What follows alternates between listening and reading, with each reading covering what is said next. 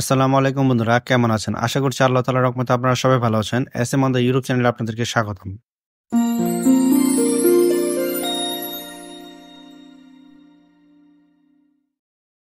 আজকে ২৭ নভেম্বর ২০২৪ বুধবার। আজকে বিএফএস গ্লোবালের পাসপোর্ট ডেলিভারির সংখ্যা অন্যান্য দিনের তুলনায় একটু বেশি ছিল এবং ভিসা ডেলিভারির সংখ্যা ছিল অন্যান্য দিনের তুলনায় অনেকটা কম। আজকে আপনাদের সাথে ইতালি এম্বাসি ও বিএফএস গ্লোবালের পাসপোর্ট রিটার্ন ও ভিসা ডেলিভারি সংখ্যা নিয়ে আপনাদের সাথে কথা বলবো। এছাড়াও ভিডিওতে থাকছে যারা দালালদেরকে টাকা পয়সা দিয়েছিলেন, এইসব টাকা পয়সার কি খবরাখবর এবং দালালরা আপনাদের জন্য কি করছে বা আগামীতে কি করতে পারে এই সম্পর্কে আপনাদের সাথে কথা বলবো। তার আগে আপনাদের কাছে একটা অনুরোধ থাকবে, যারা আমার চ্যানেলটিতে নতুন রয়েছেন দয়া করে চ্যানেলটি সাবস্ক্রাইব করে রাখবেন যেন আমাদের ইউরোপ সংক্রান্ত সকল ভিডিও আপনাদের কাছে পৌঁছে যায়। আজকে বিএফএস গ্লোবালের পাসপোর্ট রিটার্নের সংখ্যা 500-র উপরে ছিল এবং ভিসা ডেলিভারির সংখ্যা ছিল প্রায় 17টি। এর মধ্যে ফ্যামিলি ভিসা ছিল 9টি, স্পন্সর ভিসা ছিল 3টি, টুরিস্ট ভিসা ছিল 2টি এবং ডোমেস্টিক ভিসা ছিল 1টি। এখানে যে ভিসার সংখ্যাগুলো বলা হয়েছে এখানে কম বা বেশি হতে পারে, কারণ আমাদের মধ্যে যেই ভিসার সংখ্যাগুলো বলা হয়ে থাকে, কারণ সারাদিনে অনেক মানুষই ভিসা পেয়ে থাকে, অনেকেই আবার এই তথ্যগুলো শেয়ার করে না।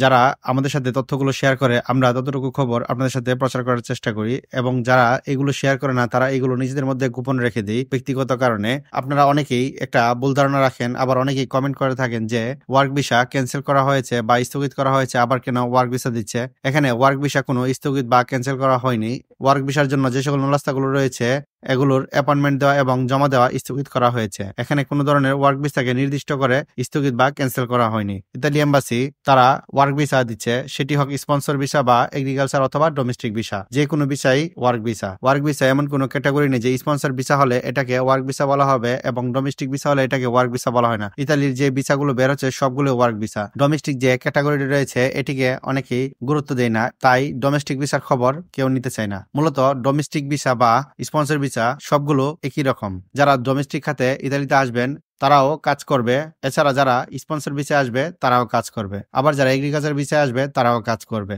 কোনো ধরনের ভিসাকে খাটো করে বা ছোট করে দেখা ঠিক নয়। মূলত যারা ইতালির ভিসার জন্য ভুক্তভোগী হয়ে বসে আছেন তাদের একটাই মূল উদ্দেশ্য ইতালিতে পা রাখা। এখানে কোন ক্যাটাগরির কোন ভিসায় আসছে এটি গুরুত্ব দেওয়ার কোনো বিষয় নয়। অনেক বাইরে রয়েছেন যারা ইতালিতে আসার জন্য অনেক টাকা পয়সা জমা দিয়েছেন, সেই টাকা পয়সা কোনো ধরনের উদ্ধার করতে পারছেন না। ভুক্তভোগী ভাইদের উদ্দেশ্যে আজকের এই ভিডিওটি খুবই গুরুত্বপূর্ণ।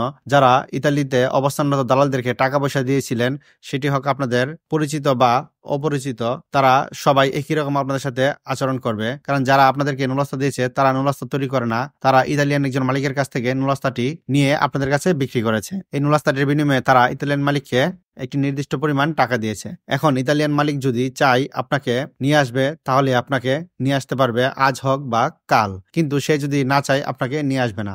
এখানে ইতালিয়ান মালিকের মূল কাজ হলো সে একটি নুলাস্তা উঠানো, তাই এটি উঠিয়ে বাংলাদেশি একজন মালিকের কাছে এটি বিক্রি করেছে। সেই মালিক আবার আপনাদের কাছে বিক্রি করেছে। আপনারা যার কাছ থেকে টাকা আদায় করার চেষ্টা করছেন সে আপনাকে পরিপূর্ণ টাকা দিবে না। হয়তো বা পাসপোর্ট জমা নেওয়ার সময় আপনাদেরকে বলা হয়েছে পরিপূর্ণ টাকা দিবে, কিন্তু মূলত সে পরিপূর্ণ টাকা আপনাদেরকে পরিশোধ করতে পারবে না। কিন্তু দালাল কি করে আপনাদের কাছে টাকা দিবে? আপনি হয়তো দালালের কাছে টাকা চাইতে পারতেছেন, কিন্তু দালাল সেই টাকাটা ইতালিয়ান মালিকের কাছ থেকে চাইতে পারবে না। ইতালিয়ান মালিক যেই টাকাটা নিয়েছে সেই টাকাটা সে আর কখনো ব্যাক দেবে না। ইতালি এমন একটি দেশ, এখানে আপনি কখনো জোর খাটাতে পারবেন না বা জোর করে কোনো কিছু বলতে পারবেন না। তার কাছে আপনার যে কন্ট্রাক্ট হয়েছিল সেই কন্ট্রাক্ট অনুযায়ী সে আপনাকে নুলাস্তা দিয়েছে। সে লোক আসছে, ইতালি এম্বাসি আপনার লোককে ভিসা দিচ্ছে বা দিচ্ছে না এটি তার দেখার বিষয় না। আপনি তার কাছে টাকা চাইতে যাবেন, সে আপনাকে 1 টাকাও ফেরত দিবে না। দালালের সাথে ইতালিয়ান মালিকের সম্পর্ক নষ্ট হবে, ফলে অনেক ধরনের ঝামেলা সৃষ্টি হতে পারে। সেই জন্য একজন দালাল কখনো ইতালিয়ান মালিকের কাছ থেকে টাকা চেতে পারে না বা চাইবে না। তাই আপনারা যারা যারা ইতালিতে অবস্থানরত দালালদের কাছে টাকা জমা দিয়েছেন, আপনারা চেষ্টা করবেন যে কোনো মূল্যে যতটুকু পারেন আপনারা তাদের কাছে টাকা আদায় করার। আর যদি আপনারা এই টাকা না উঠাতে পারেন তাহলে আপনাদের এই টাকাগুলো আর কখনো ফিরে পাবেন না। বিশেষ করে আপনারা যারা পাসপোর্ট রিটার্ন পেয়েছেন বা ভবিষ্যতে রিটার্ন পাবেন, আপনারা যদি 1 মাসের মধ্যে কোনো ধরনের ডাক না পান বা মেসেজ না পান ইতালি এম্বাসি থেকে, তাহলে মনে করবেন আপনাদের নুলাস্তাটি রিজেক্ট হওয়ার সম্ভাবনা বেশি। কারণ ইতালি এম্বাসি বলে দিয়েছে 1 মাসের মধ্যে আপনাদেরকে পুনরায় ডাকবে। তাই আপনারা 1 মাস পরে চেষ্টা করবেন দালালদের সাথে যোগাযোগ করার বা বিএফএস গ্লোবালের সাথে যোগাযোগ করার। যদি আপনারা যোগাযোগ করেন তাহলে বুঝতে পারবেন আপনাদের নুলাস্তাটির কি খবর বা আপনারা ভিসা পাবেন কি পাবেন না। পরবর্তী ধাপ অনুযায়ী আপনারা দালালদের কাছ থেকে আপনাদের টাকাটা আদায় করার চেষ্টা করবেন। এছাড়া দালাল আপনাদেরকে বলতে পারে যে ২০২৫ সালের জন্য জমা দেওয়ার জন্য আপনারা কখনোই এই ভুলটি করবেন না।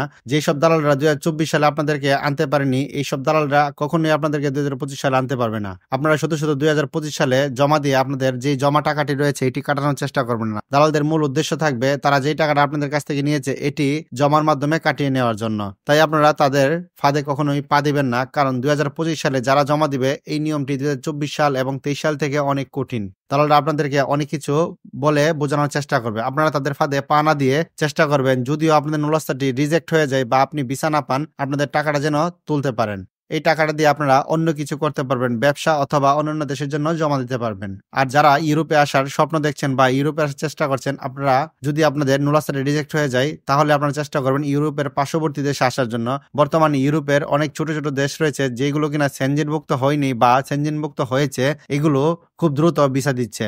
আপনারা যে কোনো একটি কাজের বিনিময়ে এইসব দেশে এসে আশ্রয় নিয়ে বৈধতা অর্জন করতে পারবেন। তাই আপনারা আপনাদের যেই টাকাগুলো দালালদের কাছে জমা দিয়েছেন, আপনারা এই টাকাগুলো সঠিক সময়ের মাধ্যমে তুলে নেওয়ার চেষ্টা করবেন। সবাই ভালো থাকবেন, সুস্থ থাকবেন। আসসালামু আলাইকুম।